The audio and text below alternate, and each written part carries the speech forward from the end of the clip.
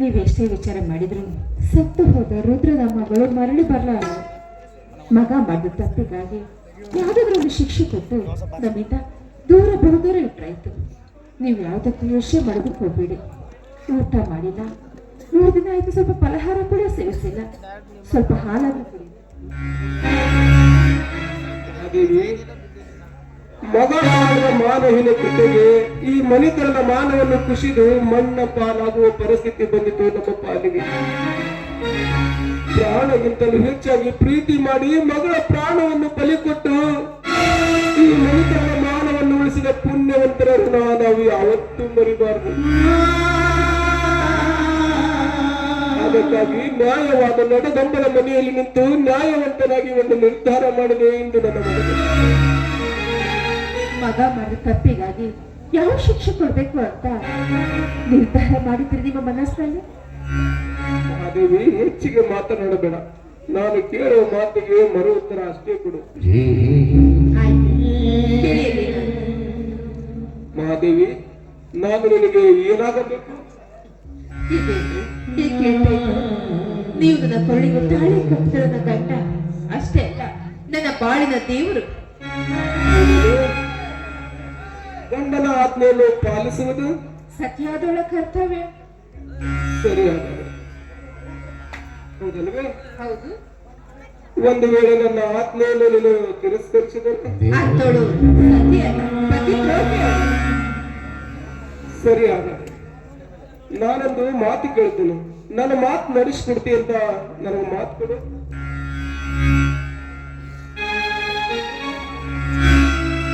ಸರಿ, ಮಾತಿನ ಮರ್ಮವನ್ನು ಅರಿಯಲಾರದೆ ಮಾತು ಕೊಟ್ಟು ವಚನ ಭ್ರಷ್ಟರಾಗೋದಕ್ಕಿಂತ ನಿಮ್ಮ ಮನಸ್ಸಿನ ಅಂತರಂಗವನ್ನು ಬಹಿರಂಗ ಪಡಿಸುತ್ತಾನೆ.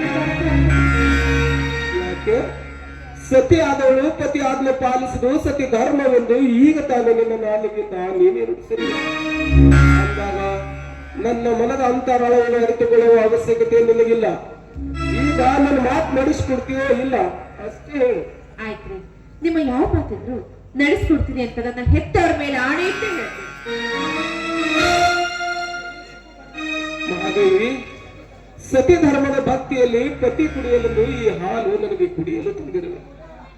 ಆದರೆ ಇವತ್ತು ಈ ಹಾಲಿನ ಅವಶ್ಯಕತೆಯೇ ನನಗಿಲ್ಲ.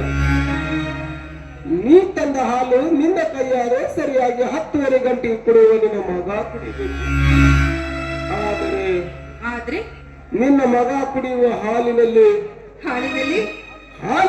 ವಿಷ ಬೆರೆಸಿ ನಿನ್ನ ಮಗನನ್ನು ಕೊಂದು ಬಿಡು ಮಾಧವಿ.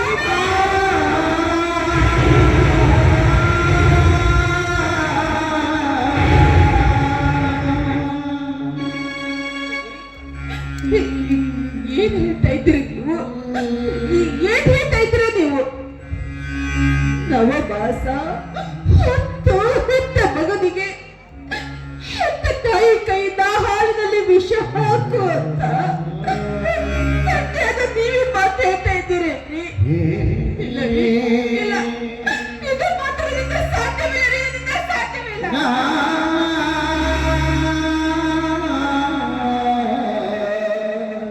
ಮಾಧವಿ, ಹೌದು, ನೀನು 9 ತಿಂಗಳ ಹೊತ್ತು ಎತ್ತು ಎದೆ ಹಾಲು ಕೊಟ್ಟು ನಿನ್ನ ಹೆತ್ತ ಕರಳಿನ ಕೂಗು ನನಗೂ.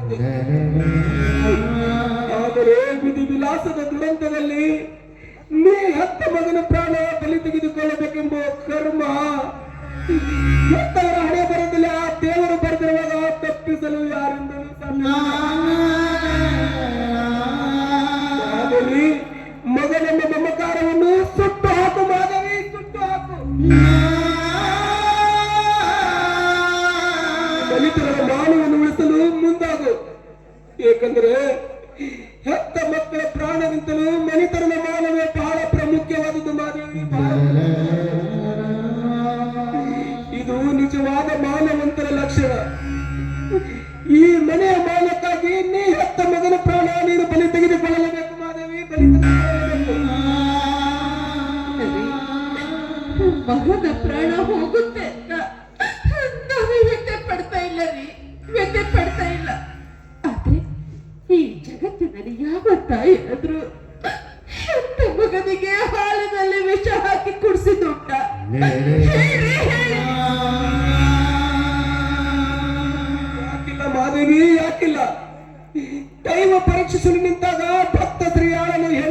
ತನ್ನ ಗಂಡನ ಮಾತಿಗಾಗಿ ಹೆತ್ತ ಮಗನನ್ನು ತಾನೇ ಬಲಿ ತೆಗೆದುಕೊಳ್ಳಲಿಲ್ಲವೇ? ಬಾಲಚಂದ್ರನ ಹೆಂಡತಿ ಅನಸೂಯ ಗಂಡನ ಮಾತಿಗಾಗಿ ಹೆತ್ತ ಮಗನನ್ನು ತಾನೇ ಬಲಿ ತೆಗೆದುಕೊಳ್ಳಲಿಲ್ಲವೇ? ಅದರಂತೆ ನಮ್ಮ ಮನೆತನದ ಮಾನವನ್ನು ಕಳೆಯಲು ಮುಂದಾದ ನೀ ಹೆತ್ತ ಮಗನ ಪ್ರಾಣ ನೀನು ಬಲಿ ತೆಗೆದುಕೊಳ್ಳಲೇಬೇಕು ಮಾಧವಿ. ಅದಕ್ಕಾಗಿ ಮಾನವಂತ ಮಾನವರಿಗೆ ಒಬ್ಬ ಕವಿ ಒಂದು ಮಾತು ಹೇಳಿದ್ದಾರೆ, ಪ್ರಾಣ ಹೋದರೂ ಮಾನ ಬೇಕು ಎಂದು ಯಾಳಿಗೆ ಕವಿಗಳ ನಾಡನುಡಿಯನ್ನು ಮರೆಯದಿರು ಮಹಾದೇವಿ ನಿನ್ನ ಮನದಲ್ಲಿ. ಮಾಧವಿ, ಈಗ ಹೆಚ್ಚಿಗೆ ಮಾತನಾಡೋದು, ನನ್ನ ಮಾತು ನಡೆಸ್ಕೊಡ್ತೀವೋ ಇಲ್ಲ ಅಷ್ಟೇ ಹೇಳು.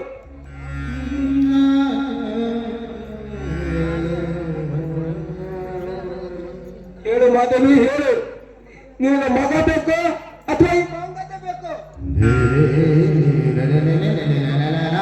ಯಾವುದು ಬೇಕು ಹೇಳು ಮಾಧವಿ, ಯಾವುದು ಬೇಕು ಹೇಳು.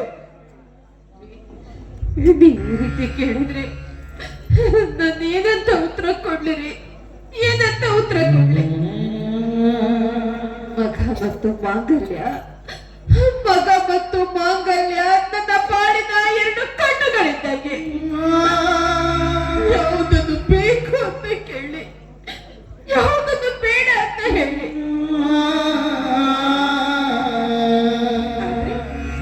ಸತ್ಯ ಧರ್ಮದ ಸ್ಥಾನದಲ್ಲಿ ನಿಂತು ಬೇಡುವುದು ಒಂದೇ ಒಂದು ಸ್ವಾಮಿ, ಒಂದೇ ಒಂದು. ಮಗ ಹೋದರೂ ಮಾಂಗಲ್ಯಬೇಕು, ಮಗ ಹೋದರೂ ಮಾಂಗಲ್ಯಬೇಕು ಸ್ವಾಮಿ, ಮಾಂಗಲ್ಯಬೇಕು.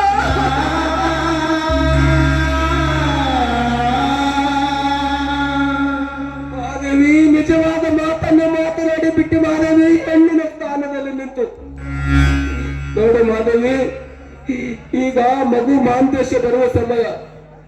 ಹೆತ್ತ ತಾಯಿಯ ಕೈಯಿಂದ ಹಾಲು ಕುಡಿಯಬೇಕೆಂಬ ಹಂಬಲ ಅವನ ಮನದಲ್ಲಿ ತುಂಬಿಕೊಂಡಿರುತ್ತಾನೆ. ನಿನ್ನ ಕೈಯಿಂದ ಈ ಕುಡುವ ಹಾಲಿನಲ್ಲಿ ಈ ವಿಷ ಬೆರೆಸಿ ನಿನ್ನ ಮಗುವನ್ನು ಕೊಂದು ಬಿಡು ಮಾಧವಿ, ಕೊಂದು ಬಿಡು.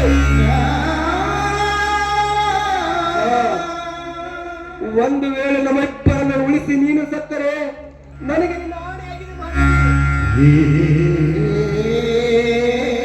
ಯಾವುದು ಉಳಿಸಬೇಕು, ಯಾವುದು ಕಳೆದುಕೊಳ್ಳಬೇಕೆಂಬ ನಿರ್ಧಾರ ನೀನು ಮಾಡು.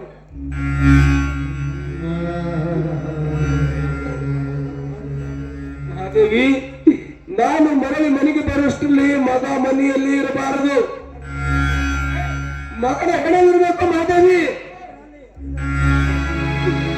ನಮ್ಮಿಬ್ಬರನ್ನು ಉಳಿಸಿ ನೀನೇನಾದರೂ ಸತ್ತರೆ ನನಗೆ ನಿನ್ನ ಆಣೆಯಾಗಿದೆ.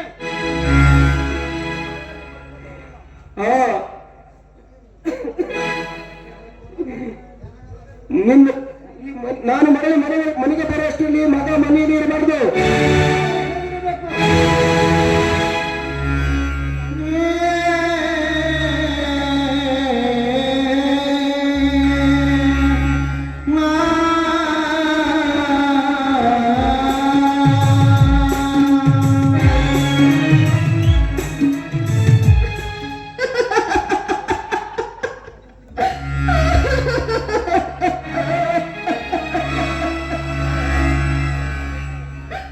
ಮೆಚ್ಚಿದೆ ಬ್ರಹ್ಮ, ಮೆಚ್ಚಿದೆ ಬ್ರಹ್ಮ, ಏನಿನ ವಿಧಿ ಲಿಖಿತಕ್ಕೆ ಮೆಚ್ಚಿದೆ ಬ್ರಹ್ಮ.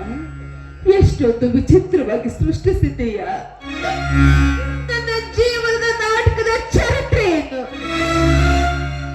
ಅತಿ ಬಲ್ಲಿದವರು ಹೇಳಿರಬೇಕು, ವಿಧಿ ಬರಹ ಬಲ್ಲಿದವರು ಯಾರೆಂದು, ವಿಧಿ ಬರಹ ಬಲ್ಲಿದವರು ಯಾರೆಂದು. ಮಗ ನಿಮ್ಮ ಹಸು ಮಾಂಸದ ಮುದ್ದೆಯನ್ನ ನನ್ನ ಮಡಿಲಿನಲ್ಲಿ ಹಾಕಿದೆ. ರಣಹದ್ದುಗಳ ಕಣ್ಣಿಗೆ ಬೀಳದಾಗಿ ಎಚ್ಚರ ವಯಸ್ಸ ತಾಯಿಗೆ ಮುದ್ದೆ ಚಲ್ಕೆಯನ್ನು ನೀಡಿದೆ. ಹಸು ಮಾಂಸದ ಮುದ್ದೆ ಬೆಳೆದು ನಿಂತು ಹುಲಿಯಾಗಿ ನನ್ನನ್ನು ತಿನ್ನಲು ಸಿದ್ಧವಾಗಿ ನಿಂತಿದೆ. ಅದು ಮಹಾಪ್ರದ ನನಗೂ ಚೆನ್ನಾಗಿ ಗೊತ್ತು. ಅದಕ್ಕೆ ನನ್ನ ಪತಿ ಕಟ್ಟಪಡೆ ಕೂಡ ಹಾಕಿದ್ದಾರೆ. ಯಾವುದೊಂದು ಕೃತಿ ಕೈಲಿ ಯಾವುದನ್ನು ಬಿಡ್ಲಿ, ನನ್ನ ದೃಷ್ಟ ಹೆಣ್ಣು ಭೂಮಿ ಮೇಲೆ ಹುಟ್ಟಬಾರದೆಂಬ ನಿರ್ಧಾರದಿಂದ ಮನಸ್ಸಲ್ಲಿದ್ದರೆ ನನ್ನ ಪಾಪಿ ಹೆಣ್ಣನ್ನ ಯಾಕಪ್ಪ ಭೂಮಿನ ಸೃಷ್ಟಿ ಮಾಡಿದೆ? ಯಾಕೆ ಸೃಷ್ಟಿ ಮಾಡಿದೆ?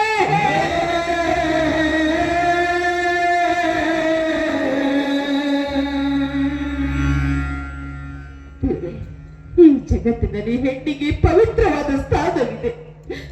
ಅಂಥದ್ರಲ್ಲಿ ಹೆತ್ತ ಮಗನಿಗೆ ಹಾಲಿನಲ್ಲಿ ವಿಷ ಹಾಕಿ ಪಾಪದ ಕಿರೀಟ ಹೊರನರೆತಂದೆ. ಪಾಪದ ಕಿರೀಟ.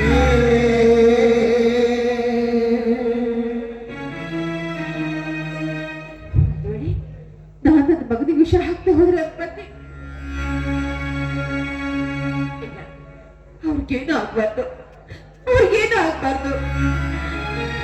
ನನ್ನ ಹೆತ್ತ ಕಳ್ಳು ಕಲ್ಲಾಗ್ಬೇಕು, ನನ್ನ ಹೆತ್ತ ಕಳ್ಳು ಕಲ್ಲಾಗ್ಬೇಕು. ಕಟ್ಟಿಕೊಂಡದ ಮಾತು ನಡಿಬೇಕು, ಕಟ್ಟಿಕೊಂಡದ ಮಾತು ನಡಿಬೇಕು.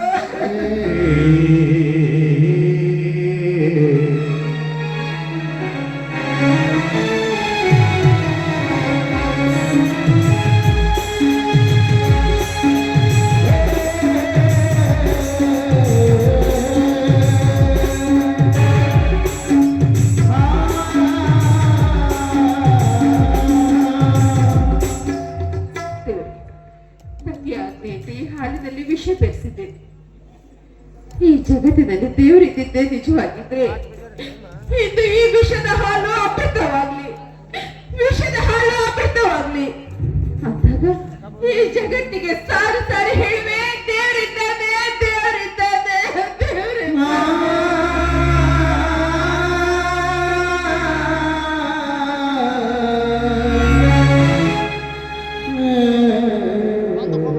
ಇದೇನಮ್ಮ, ಮಗು ಮನೆಗೆ ಬರುವಷ್ಟರಲ್ಲಿ ಕೈಯಲ್ಲಿ ಹಾಲಿನ ಗ್ಲಾಸ್ ಹಿಡಿದುಕೊಂಡು ನಿಂತಿರುವಿಲ್ಲ. ಎಷ್ಟಮ್ಮ ಈ ನಿನ್ನ ಮಗನ ಮೇಲೆ ಪ್ರೀತಿ ವಾತ್ಸಲ್ಯ.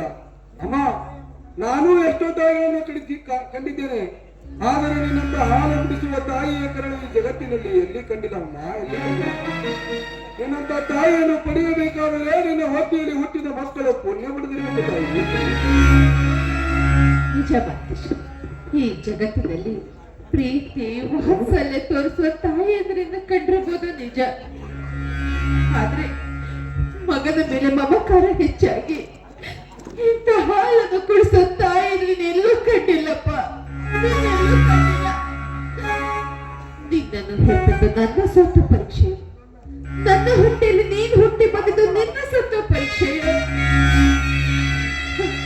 ದೇವ್ರಿಗೆ ಗೊತ್ತು ಕದ. ಹಾಲು ಕುಡಿಯಪ್ಪ. ಯಾಕಮ್ಮ ಕಣ್ಣಲ್ಲಿ ನಿನಗೆ ಹಾಲು ಕುಡಿಸ್ತಾ ಇದ್ದಿದ್ದಲ್ಲ, ಆ ಸಂತೋಷಕ್ಕಾಗಿ ಕಣ್ಣಲ್ಲಿ ನೀರು. ಸಂತೋಷಕ್ಕಾಗಿ ಯಾವತ್ತು ಕಣ್ಣೀರು ಹಾಕಬಾರದಮ್ಮ, ಕಣ್ಣೀರು ಅಮ್ಮ. ಇವತ್ತು ನನ್ನ ಹುಟ್ಟು ಹಬ್ಬ, ಹುಟ್ಟು ಹಬ್ಬದ ದಿವಸವನ್ನು ನಾನು ಮಾಡಿರ್ತಕ್ಕಂಥ ತಪ್ಪನ್ನು ಯಾವುದನ್ನು ನಿನ್ನ ಮುಂದೆ ಹೇಳ್ತಿದ್ದೀನಿ. ನೀನು ಇವತ್ತು ನನ್ನ ಹತ್ರ ಒಂದು ಮಾತು ಕೇಳಿದ್ದೀನಿ, ಆ ಮಾತು ನಡೆಸಿಕೊಡ್ತೀನಿ ಅಂತ ನೀನು ಮಾತ್ರ ಹಾಲು ಕುಡಿತೀನಿ, ಅಲ್ಲಿವರೆಗೆ ಹಾಲನ್ನು ಕೊಡುವುದಿಲ್ಲ. ಆ ಕೊಡಮ್ಮ ಹಾಲಲ್ಲಿ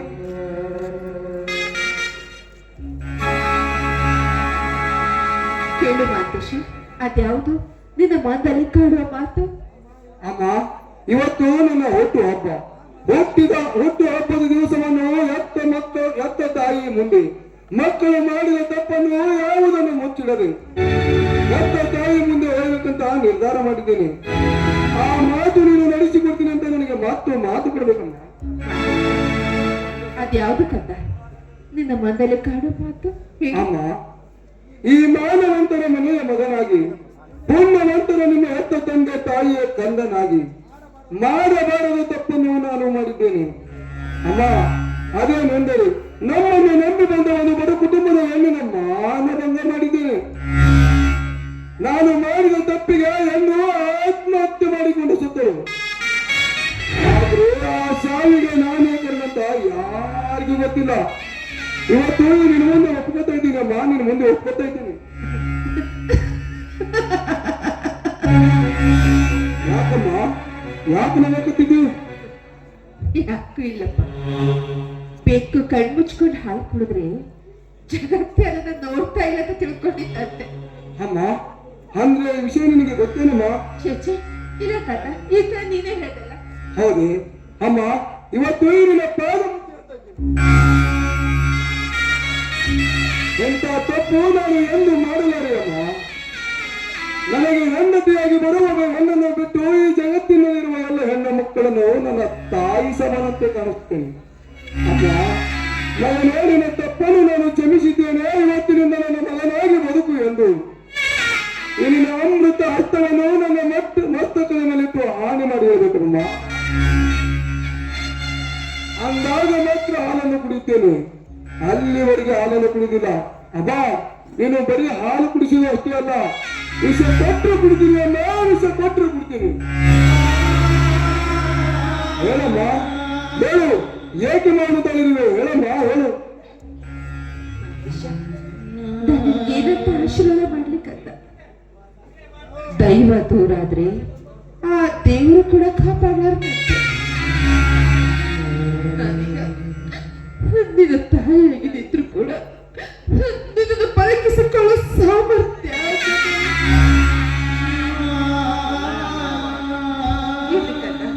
ಹೆತ್ತವರ ಮಾತು ನಡೆಸ್ಕೊಡ್ಬೇಕಾಗಿದ್ದು ಮಕ್ಕಳದವರ ಕರ್ತವ್ಯ. ನಿನ್ ಮೊದಲು ಹಾಲು ಕುಡಿ, ಆಮೇಲೆ ಅದನ್ನು ಕ್ಷಮಿಸ್ತೇನೆ. ಈ ಮಾತು ಸತ್ಯವೇನಮ್ಮ?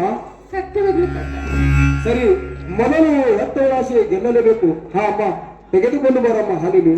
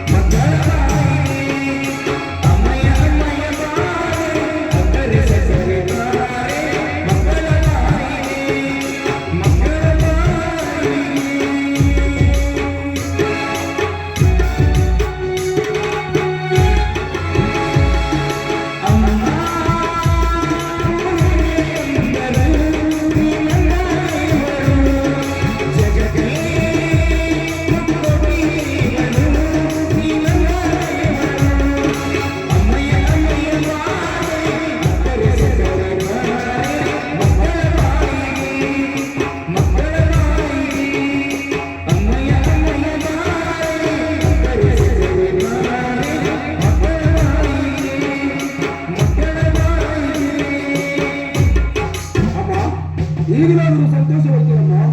ಈಗಲಾದರೂ ನಿನ್ನ ಮಗನಿಗೆ ಆಶೀರ್ವಾದ.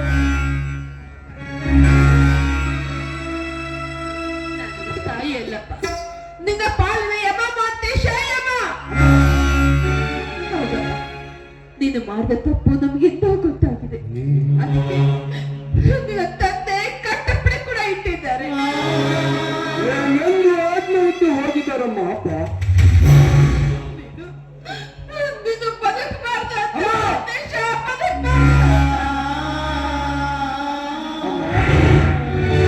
ನನ್ನ ಅನುಭವವಾಗಿ ನಿನ್ನ ಬಾಯಿಂದ ಹೇಳುತ್ತಿರುವ ಮಾತೇನಮ್ಮ ಇದು? ಈ ಜಗತ್ತಿನಲ್ಲಿ ಮಕ್ಕಳಿಗೆ ಯಾವ ತಾಯಿಯಾದರೂ ಹಾಲಿನಲ್ಲಿ ವಿಷ ಹಾಕುವುದುಂಟೇನಮ್ಮ? ನನ್ನ ಅನುಭವವಾಗಿ ಮಾತು ಸತ್ಯವನ್ನೇ ಹೇಳ್ತೇನಮ್ಮ. ಸತ್ಯವಾಗ್ಲು ಕಂದ, ಇಂದು ಈ ದಿನ ಹೆತ್ತವಳ ಹಾಲು ವಿಷವಾಯಿತು. ವಿಷವಾಯಿತು ಮಾತೇಶ, ವಿಷವಾಯಿತು. ತಾಯಿಯ ಕೈಯಿಂದ ವಿಷ ಕುಡಿದು ಸಾಯುವುದು ನನ್ನ ಹಣೆಬರದಲ್ಲಿ ಬರೆದಿದ್ದರು.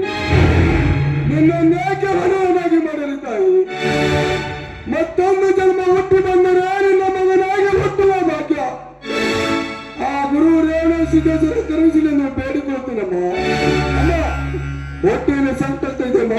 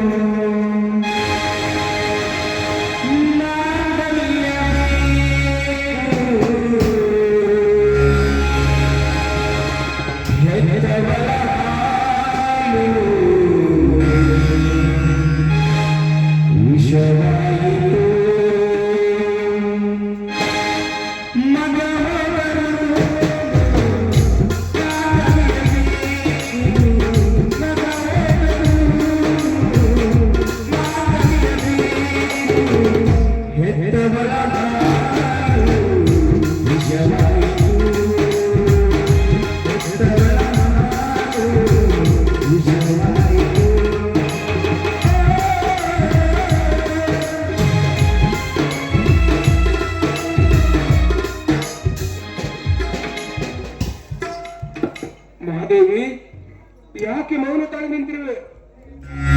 ನಿನ್ನ ದುಃಖದ ಕಡಲು ನಾನು ಅರ್ಥ ಮಾಡಿಕೊಂಡೆ ಮಹಾದೇವಿ, ಅರ್ಥ ಮಾಡಿಕೊಂಡೆ.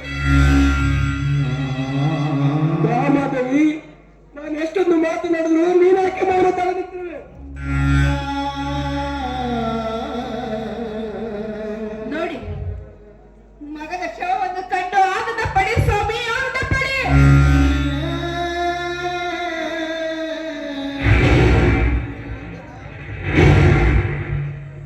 ಮಹಾದೇವಿ, ಮಾತು ಮುಂದುವರಿಸ್ಬೇಡ. ಈ ವಿಷಯ ಊರಿನ ಜನರಿಗೆ ಗೊತ್ತಾದ್ರೆ ಊರಿನ ಜನ ನಮ್ಮ ಮನೆ ತುಂಬ್ತಾರೆ. ಜನರಿಗೆ ಗೊತ್ತಾಗ ಮೊದಲು ಸೇವಾ ಸಂಸ್ಕಾರ ನಿಲ್ಲಿ ಸರ್, ನಿಲ್ಲಿ. ಇದ್ಯಾಕೋ ನನಗೆ ನಿಮ್ಮ ಪಾದದ ಮೇಲೆ ಬಿದ್ದು ನಮಸ್ಕಾರ ಮಾಡಬೇಕು ಅಂತ ನನ್ನ ಮನಸ್ಸು ಹಾತೊರಿತಾ ಇದೆ. ನಿಮ್ಮ ಪಾದ ಜೋಡಿಸಿ ನಿಂತೀರಾ? ನಿಮ್ಮ ಸತಿಗೆ ಆಶೀರ್ವಾದ ಮಾಡ್ತೀರಾ? ಯಾಕೆ ಮಾತಾಡಿ? ಯಾಕೆ ಏನೇನೋ ಮನ ಬಂದಂತೆ ಮಾತನಾಡ್ತಿರಲಿಲ್ಲ. ನನ್ನೊಂದಿಗೆ ಬದುಕು ಮುಂದೆ ಸಾಗಿಸುವ ಆಸೆ ನಿನಗಿಲ್ಲವೇ? ನಾನು ಮಾಡ್ತಿದ್ದು ಮನಸ್ಸಿನ ಬರಲಿಲ್ಲವೇ? ನೀನು ನನಗೊಂದು ಆಜ್ಞೆ ಮಾಡು. ನಿನ್ನ ಕಣ್ಣೆದುರಿಗೆ ವಿಶೇಷ ಸತ್ತು ಹೋಗುತ್ತೀನಿ ಮಾಧವಿ. ದಯವಿಟ್ಟು ಇರ್ತಿ ಮಾತಾಡ್ಬೇಡಿ ಸ್ವಾಮಿ, ಮಾತಾಡ್ಬೇಡಿ. ಮನೆತನದ ಮಾನಕ್ಕಾಗಿ ಮಗನ ಪ್ರಾಣವನ್ನೇ ಬಲಿ ಕೊಟ್ಟ ಪುಣ್ಯವಂತರು ನೀವು. ನಿಮ್ಮಂತರನ್ನ ಪತಿಯಾಗಿ ಪಡಿಬೇಕಾದ್ರೆ ನಾನೇ ಜನ್ಮ ಪುಣ್ಯ ಮಾಡಿದ್ದೆ ಸ್ವಾಮಿ, ಪುಣ್ಯ ಮಾಡಿದ್ದೆ. ದೈವದ ದುರಂತದ ನಾಟಕದ ಸನ್ನಿವೇಶದಲ್ಲಿ ಈ ದೃಶ್ಯ ನಡಿಬಾರ್ದಾಗಿತ್ತು, ನಡೆದು ಹೋಯ್ತು. ಆದ್ರೆ ಮದುವೆಯಾಗಿ 3 ವರ್ಷ ಕಳೆದ್ರು ಆ ದೇವರು ನನಗೆ ಸಂತಾನ ಬಗ್ಗೆ ಕಳಿಸ್ಲಿಲ್ಲ. ಕಂಡ ದೇವರಿಗೆ ಹರಕೆ ಹೊತ್ತು ಹೆತ್ತ ಒಬ್ಬ ಮಗನಿಗೆ ಹೆತ್ತ ತಾಯಿ ಕೈಯಿಂದ ಹಾಲಿನಲ್ಲಿ ವಿಷ ಕೊಡಿಸಿದ್ರಲ್ಲ. ನನ್ನ ಮಗನಿಗೆ ವಿಷ ಕೊಡ್ಬೇಕಾದ್ರೆ ಈ ನನ್ನ ಹೆತ್ತ ಕಾಲ ಎಷ್ಟೊಂದು ಕಠೋರವಾಗಿರ್ಬೇಕು.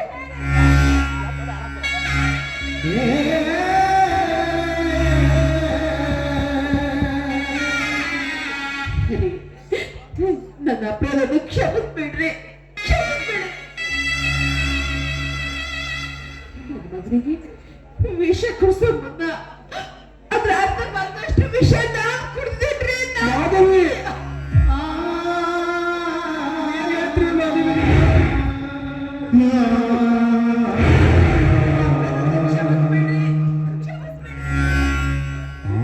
ಮಾಧವಿ, ನೀನು ಮಡದೆ ಅಲ್ಲ ಮಾಧವಿ, ಮಹಾದೇವತೆ ನೀನು. ನಾನು ಮುತ್ತೈದೆಯಾಗಿ ಸಾಯ್ಬೇಕು, ಮುತ್ತೈದೆಯಾಗಿ ಸಾಯ್ಬೇಕು.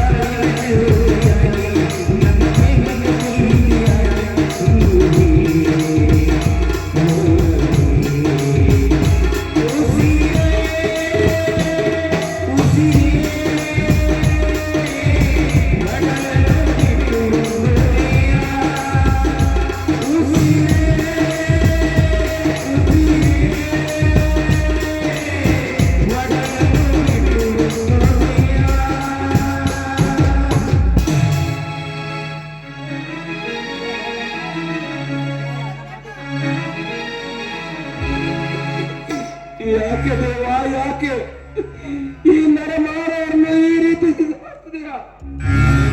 ನನ್ನ ಬದುಕೆಂಬ ಸಂಖ್ಯೆ ನಿನ್ನ ಮನಸ್ಸಿಗೆ ಬರಲಿಲ್ಲವೇ? ನಾನು ಏನು ಪಾಪ ಮಾಡಿದೆ ಅಂತ ನನಗೆ ಈ ರೀತಿ ಶಿಕ್ಷೆ ಕೊಡ್ತಾ ಇದೆ ದೇವ, ಶಿಕ್ಷೆ ಕೊಡ್ತಾ